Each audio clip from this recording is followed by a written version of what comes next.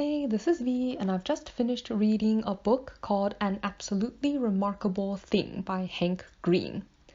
So, this story is written in first person and it centers around a young woman called April May.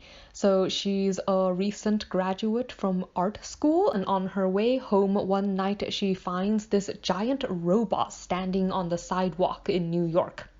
And when she sees this robot, like as an artist, like she finds that it's like an incredibly amazing piece of artwork.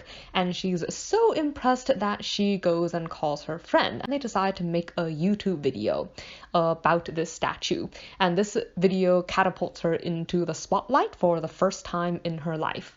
So this is really just the beginning of a series of mysterious things that happen in the world. So, for example, this robot, which she decides to call Carl, is only one of 64 similar robots that appeared overnight in cities all around the world. Like, no one knows where they came from, no one knows how they got there, no one even knows like what they're made of, because the material doesn't really feel like anything that anyone has seen before.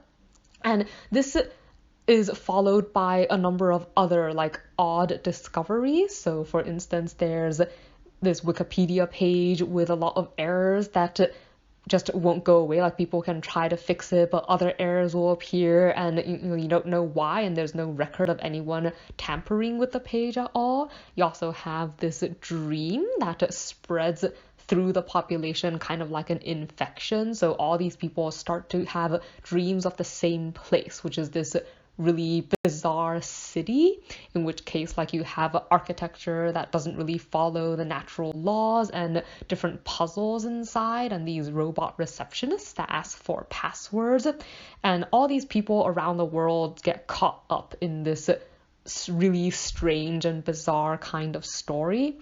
So all these weird happenings is really just part of this book. Like the story uses these mysteries as a way to also talk a little bit about such ideas like fame. So, what fame is, how people get it, what it does to people, like, and what people do in order to become famous, and just how it changes their perspectives of themselves and also their relationships with others, specifically focusing on April. Then it also explores a lot of ideas around social media and the problems that it causes.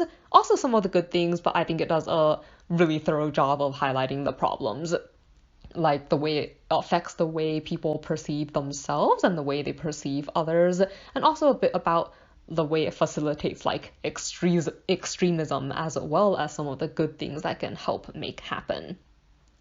So I think what I enjoyed most about the story was the weirdness. Like I would describe it as being like really wonderfully strange. Like I kept pausing while I was reading to tell my sister Elena just about like how bizarre it was. And I think I really love stories about strange things happening. And this was definitely really out there. Like I think this exploration of what the robots might be, how they got there, like all these different mysteries were just really interesting to me as a reader.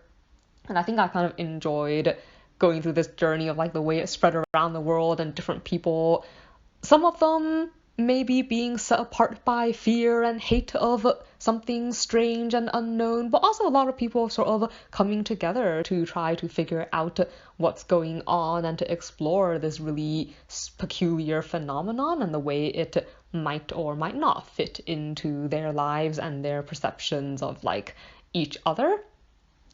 So I guess the one thing that maybe I would have liked to see more of was just that I felt like the story ended too soon. I mean, there was a lot of foreshadowing because the narrative is told in a partly retrospective manner. So you have the main character alluding to, things she learned afterwards and like ways that this affected her in the future. But the story, I think, ended before it really got into all that. On the other hand, I think the fact that it took this sort of retrospective route made it easier for me to overlook some of the things I didn't like so much about her, since a lot of the story looks at April's relationships with the people around her, like the way she can be a little bit self-destructive, and also just the way this fame really got to her head. Like there's a lot of stories about, I think, that kind of thing happening to people, but the slightly more retrospective point of view made it easier for me to ignore some of the things she did that were, obviously unwise or mean or not thoughtful, because she prefaced it by letting me know beforehand that these things were coming and that she knows she wasn't being a very good person. And I think this kind of foreshadowing allowed me to still enjoy the story even when she did things that I guess might typically otherwise really bother me. So yeah, overall I actually had a lot of fun with the story, largely, like I said, because of how wonderfully strange it was, and I would highly recommend it. So yeah, thanks for tuning in to Bite Size Book Reviews, and have a good day.